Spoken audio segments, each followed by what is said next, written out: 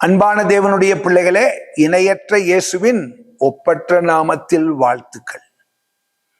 தேவனோடு சஞ்சரிக்க சில நிமிடங்கள் மற்றவர்களுக்கும் அறிமுகப்படுத்த அன்பான வேண்டுகோள். இந்த நாளிலும் உங்களோடு கூட வெளிப்படுத்தின விசேஷம் 1:10 ஒரு சின்ன செய்தியை பகிர்ந்து கொள்ள விரும்புகிறேன்.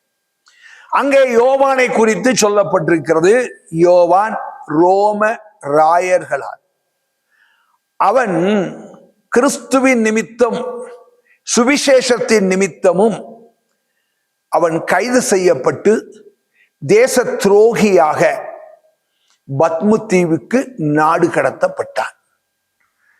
இப்பொழுது அந்த பத்மு தீவிலே அவனுக்கு எந்த ஒரு அனுகூலமும் இல்லை. நம்முடைய சிறைகளில் எல்லாம் நல்ல ஆகாரங்கள் எல்லாம் உண்டு. ஆனால் யோவானுக்கு அந்த பத்மு தீவிலே எந்த விதமான நல்ல ஆகாரமும் இல்லாத ஒரு நிலைமை. அங்க ஒரு ஆகாரமுமே கிடையாது.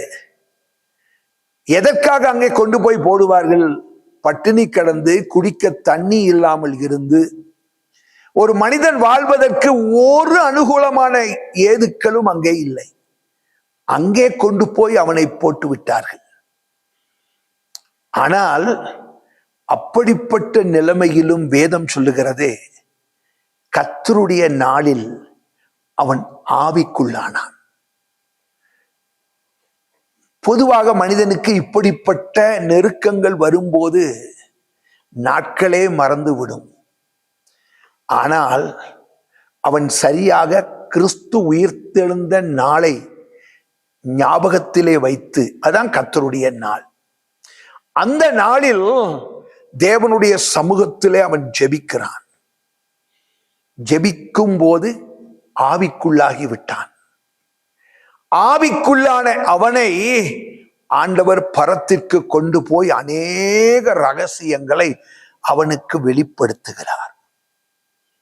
சீஷர்கள் எத்தனையோ பேர் ஆண்டவருக்கு உண்டு. ஆனாலும் கூட அவர்கள் ஒருவருக்கும் வெளிப்படுத்தாத காரியங்கள் எல்லாவற்றையும் கர்த்தர் அவனுக்கு வெளிப்படுத்துகிறார். எல்லாவற்றையும் அவன் ஆண்டவருடைய சமூகத்திலே இருந்து அறிந்து கொண்டவனாக வேதம் சொல்லுகிறது. திவ்ய வாசகனாகிய யோவானுக்கு வெளிப்படுத்தின விசேஷம். அந்த பிரதி அனுகூலமான அந்த சூழ்நிலைகள் அவனை தெய்வீகமான ஒரு மனுஷனாய் மாற்றியது. திவ்ய வாசகன், ஒரு டிவைன் மேனாக அவனை மாற்றியது. மாத்திரமல்ல, அவனுக்கு ஆண்டவர் எத்தனையோ பேருக்கு வெளிப்படுத்தினதை அவனுக்கும் வெளிப்படுத்தவில்லை. விசேஷமானவைகளை வெளிப்படுத்தினார். கர்த்தருடைய பார்வையில அவன் விசேஷமானவன். நீங்க கர்த்தருடைய பார்வையில விசேஷமானவர்களாய் காணப்பட வேண்டுமேயானால் அன்பான தேவனுடைய பிள்ளைகளே, நம்ம வாழ்க்கையில் வசனத்தின் நிமித்தம் கிறிஸ்துவின் நிமித்தம் பாடுகள் வரும்போது அந்த தீமைகளை எல்லாம் நமக்கு சாதகமாக ஆக்கி கொண்டு கர்த்தருடைய நாளை மறவாமல், கர்த்தருடைய சமூகத்தை மறவாமல், நாம் கேட்டவைகள் இன்னும் கேட்க வேண்டியவைகளை நாம் பெற்றுக்கொள்வதற்கு மறவாமல் தேவ சமூகத்தை கனப்படுத்தி வாழ்வோமே. ஆனால் நீங்களும் நானும் கர்த்தருடைய பார்வையில விசேஷமானவர்கள். உங்களுக்கு விசேஷமான காரியங்களை எல்லாம் கர்த்தர் வெளிப்படுத்துவார். விசேஷ நன்மைகளை எல்லாம் கர்த்தர் உங்களுக்கு கட்டளையிடுவார். வேதம் சொல்லுகிறது, நீ என் பார்வைக்கு அருமையாய் இருந்தபடியினால் நீ கனம் பெற்றாய். யோவான் தேவனுடைய பார்வையில அருமையாய் இருந்து எத்தனையோ சீஷர்கள், அவர்கள் எல்லாருக்கும் மத்தியிலும் விசேஷித்தவனாய் அவன் கனம் பெற்றான்.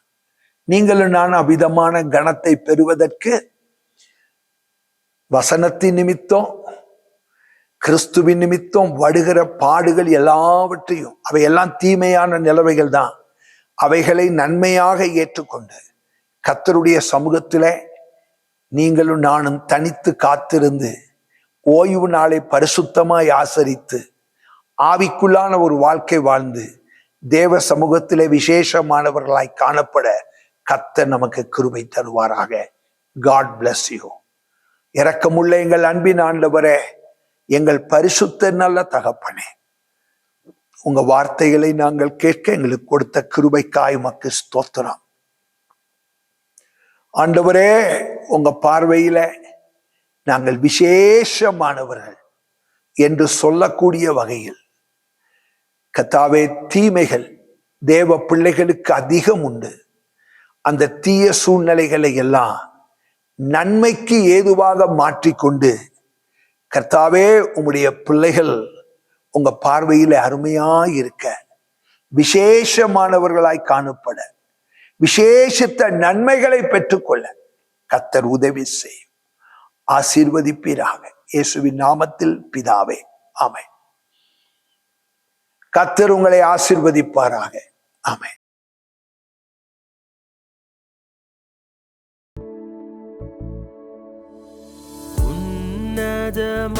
உன்னதமானவரே, என் உறைவிடம் நீர்தானே. உன்னதமானவரே, என் உறைவிடம் நீர்தானே. உயர்த்துகிறேன், வாழ்த்துகிறேன், வணங்குகிறேன், உம்மை போற்றுகிறேன். உயர்த்துகிறேன், வாழ்த்து